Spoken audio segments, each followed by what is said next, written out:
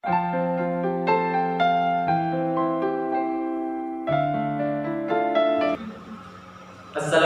warahmatullahi wabarakatuh. Selamat siang. Perkenalkan, kami mahasiswa dari Universitas Muhammadiyah Kupang, Prodi Pendidikan Biologi, akan menjelaskan materi Bahasa Indonesia dengan dosen pengampu Ahmad SPD MPD dengan topik paragraf.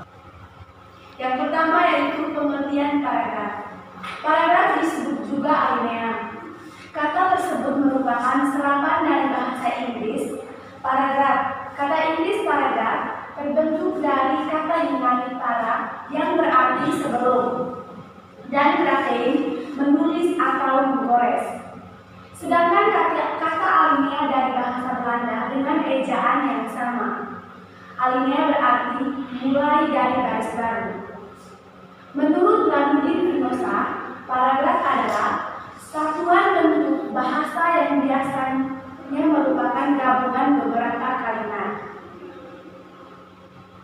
Yang berikut yaitu struktur paragraf. Paragraf terdiri atas kalimat topik atau kalimat pokok dan kalimat penjelas atau kalimat pendukung. Untuk mendapatkan paragraf yang baik, perlu diperhatikan hal-hal yang berikut. Yang pertama yaitu posisi paragraf. Sebuah karangan dibangun oleh beberapa bab. Bab-bab suatu karangan yang mengandung kebulatan ide dibangun oleh beberapa anak bab. Anak bab dibangun oleh beberapa paragraf. Jadi, kedudukan paragraf dalam karangan adalah sebagai unsur pembangun anak bab atau secara tidak langsung sebagai pembangun karangan itu sendiri. Yang kedua, kegunaan paragraf. Paragraf bukan berkaitan dengan segi keindahan karangan itu, tetapi pembagian per paragraf ini memiliki beberapa kegunaan sebagai berikut. Yang pertama, sebagai penanggung fragmen ide pokok atau gagasan pokok keseluruhan paragraf. Yang kedua, untuk memudahkan pembaca memahami jalan pikiran penulisnya. Yang ketiga, penanda bahwa pikiran baru dimulai. Yang keempat, alat bagi pengarang untuk mengembangkan jalan pikiran secara sistematis. Yang kelima, dalam rangka keseluruhan karangan, paragraf dapat berguna bagi pengantar transisi dan penutup.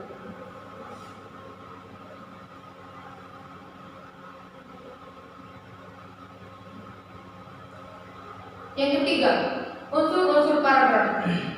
Beberapa unsur yang membangun paragraf sehingga paragraf tersebut tersusun secara logis dan sistematis. Unsur-unsur paragraf itu ada 4 macam, yaitu transisi, kalimat topik, kalimat pengembang, dan kalimat penegas.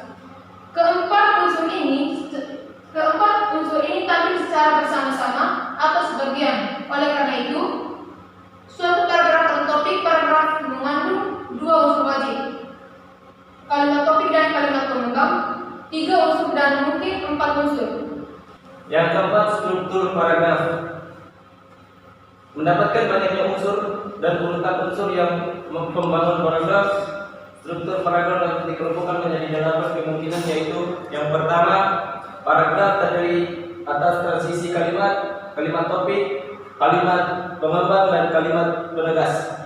Yang kedua, paragraf terdiri atas transisi berupa kata, kalimat topik, kalimat pengembang, dan kalimat penegas.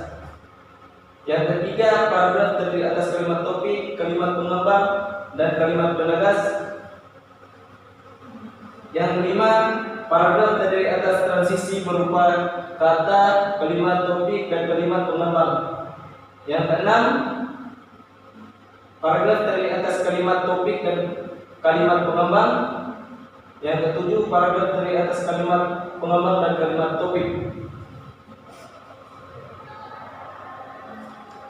Contoh paragraf: pokok pembicaraan organik dan non-organik.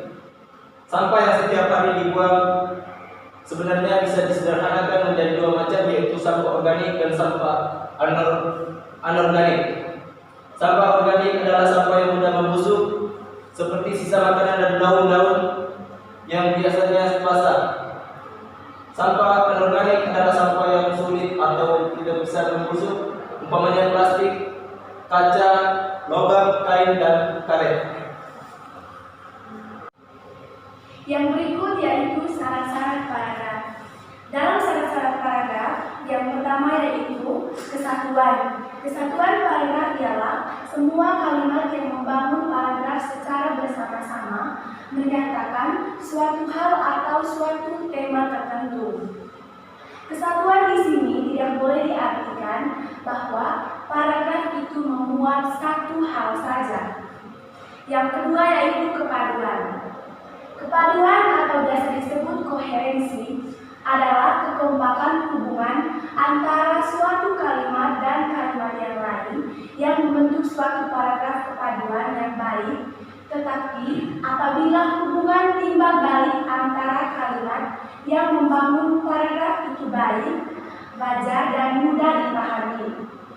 Kepaduan sebuah paragraf dibangun dengan memperhatikan beberapa hal seperti pengulangan kata kunci, penggunaan kata ganti, penggunaan transisi, dan kesejajaran atau paralelisme.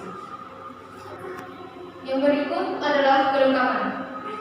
Paragraf yang berisi kalimat-kalimat penjelas yang cukup untuk menunjang kalimat topik. Paragraf hanya ada satu kalimat topik dikatakan paragraf yang kurang lengkap. Apabila yang dikembangkan itu hanya diperlukan dengan pengulangan-pengulangan adalah paragraf yang tidak lengkap. Kemudian panjang paragraf. Panjang paragraf dalam sebagai tulisan tidak sama, bergantung pada beberapa jauh atau dalamnya suatu bahasa dan tingkat membaca yang menjadi sasaran. Memperhitungkan 4 hal. Yang pertama, penyusunan kalimat topik. Yang kedua, penonjolan kalimat topik dalam paragraf. Yang ketiga, pengembangan detail-detail penjelas yang tepat. Dan yang terakhir, penggunaan kata-kata transisi, frase, dan alat-alat lain di dalam paragraf. Yang kelima, pola susunan paragraf. Rangkaian pernyataan dalam paragraf harus disusun menurut pola yang taat asas. Pernyataan yang satu disusun oleh pernyataan yang lain dengan wajar dan perselisihan secara logis. Dengan cara itu, pembaca diajak oleh penulis untuk memahami paragraf sebagai satu kesatuan gagasan yang bulat. Pola susunannya bermacam-macam dan yang sering diterapkan dalam tulisan ilmiah antara lain sebagai berikut. Yang pertama, pola runtuhan waktu. Yang kedua, pola uraian sebab akibat. Yang ketiga, pola perbandingan dan pertentangan. Yang keempat, pola analogi. Yang kelima, pola daftar. Dan yang terakhir, pola time. Dari kami, kurang lebihnya mohon maaf. Assalamualaikum warahmatullahi wabarakatuh.